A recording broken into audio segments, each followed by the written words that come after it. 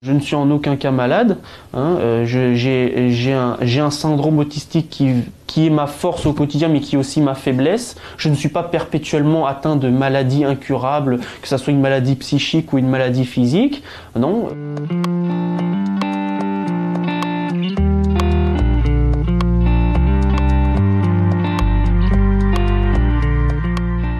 Et je ne dis pas que ça nous pourrit pas le quotidien, qu'on n'a pas l'air de malade quand on est en colère, qu'on est énervé, mais de manière 10 fois plus forte que tout un chacun. On a l'air de malade pour les autres. Moi-même, des fois, je me dis, mais j'ai l'esprit malade, je me sens pas bien. Mais c'est pas une maladie à proprement parler, c'est ça que je veux dire. Le syndrome d'Asperger, c'est comme son nom l'indique, un trouble envahissant du développement qui fait partie de l'autisme, de l'échelle de l'autisme, du spectre de l'autisme. Et c'est un syndrome léger, un autisme léger. Les troubles cognitifs très importants, c'est surtout le syndrome de Kanner, c'est-à-dire la partie assez aggravante de l'autisme, où c'est d'ailleurs ce syndrome-là que les gens connaissent le plus sans savoir le nom. Ils pensent que l'autisme, justement, c'est un cliché, ils pensent que l'autisme, c'est uniquement ces gens-là qui sont en dépression permanente, qui ne s'expriment pas ou par bribes ou par mots quelconques, qui se tapent la tête quand ils sont pas bien, voilà, qui s'expriment comme Chewbacca, on va dire. Dans l'autisme Asperger, il y a ce qu'on appelle, mais vraiment au sommet, il y a le syndrome du savant.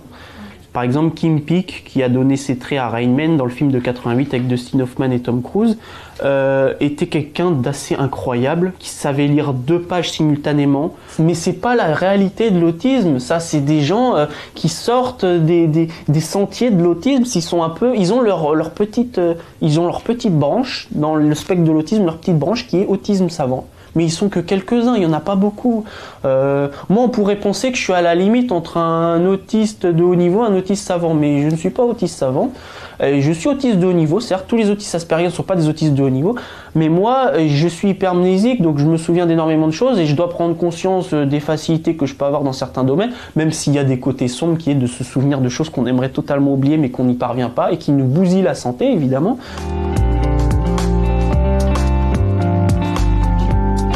On est pris un peu pour des gens un peu psychorigides, un peu fous,